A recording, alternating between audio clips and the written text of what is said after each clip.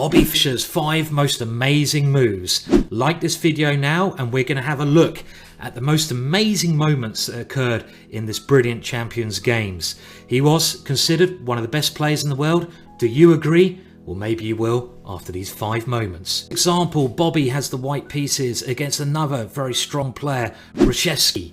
And in this position, he plays an amazing idea. Can you find the move? Drum roll, takes f7 check. Thanks, Fischer. After king takes, can you see the idea? Knight to e6. Here we go. That knight dives into the guts of black's position, and the black queen is now attacked. The problem here is black can't do anything to save that queen, try as he might. Now in the game, Fischer decided to take that knight with his pawn. Goodbye queen. Queen takes queen, and Bobby went on to win the game. If he goes king takes knight, the king starts running around the board, and you don't want to do that with your king. No, no, no, no, no, no, no. How can you checkmate it? Well, queen d5 check would happen. The king comes to f5, g4 check, opening up more lines towards the black king.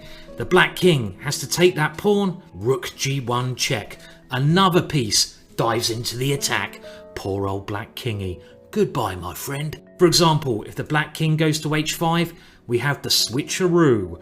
Queen to g2, and the queen has a number of ways to dive in with checkmate. Black can't stop all these possibilities, so it's game over. A very, very quick victory. Let's now move on to his second most amazing move. The second example has been called Game of the Century, and we will shortly see why it's been named such an accolade.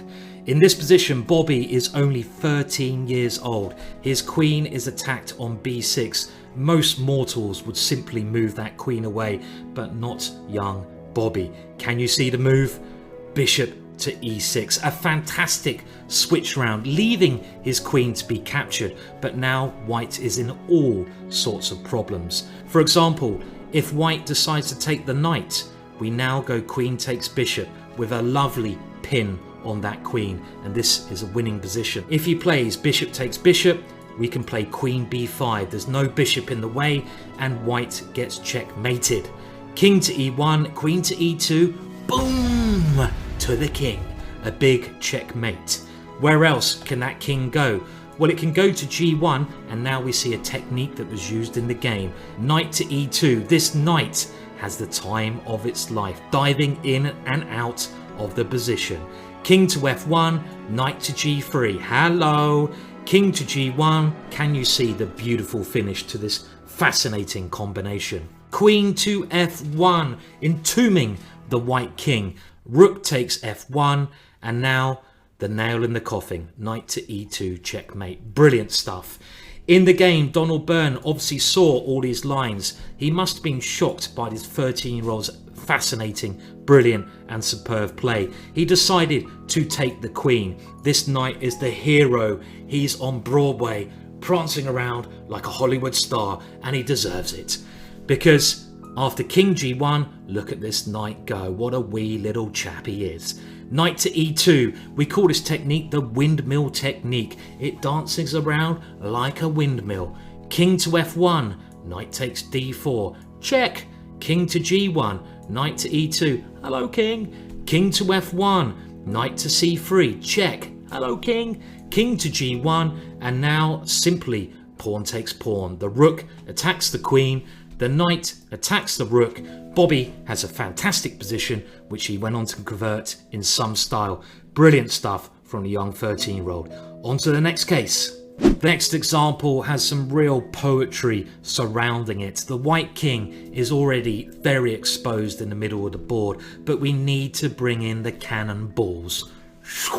How do we do that? Always look for the most forcing moves. And in this position, queen takes f4. There goes the explosion. Where can the king go? Well, first of all, we can take that queen, can't we, young Bobby? Well, if you do take the queen, bishop to h6 is checkmate. And this is the end of the game, the end of the road for white.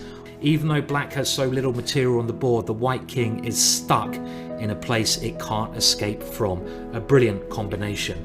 In this position, after queen f4, white decided to resign because the pieces are going to flood in no matter where the white king retreats to.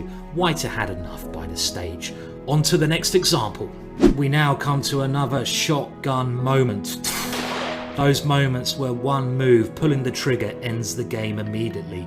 Bobby has the white pieces. His pieces are dangerously hanging around the black king. But what move finishes the game?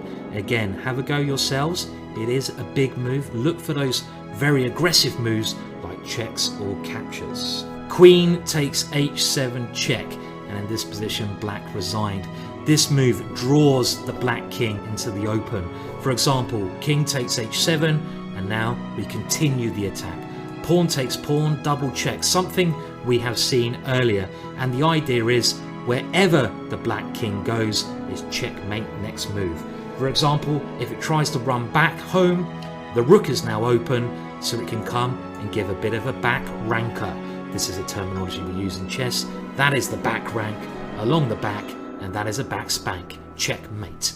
If the black king tries to come out into the open, can any other piece join in the attack? Yes, it can. The bishop on g2. Bishop e4, checkmate. A beautiful combination. Now, let's see my last pick of his most amazing moves.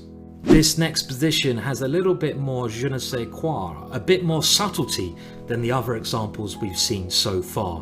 White is clearly attacking with his queen lined up against the king. He wants to target the square on h7. So one obvious idea is e5, but that is not the move Bobby played. Benko, his opponent, would have played f5 against this, a clever defensive idea, trying to exchange queens off the board and at the same time blocking this bishop away from its target. So what is a better move than e5? Can you see it? Rook to f6. A beautiful move, sacrificing a piece on an empty square, but at the same time with a real purpose, trying to stop the f-pawn from moving. The idea is if bishop takes rook, now we play e5 and the line is clear to h7. Next move, the queen will dive into this square, giving checkmate. After rook to f6, Benko is completely helpless. The game ended, king to g8, black can't do anything else, and now pawn to e5.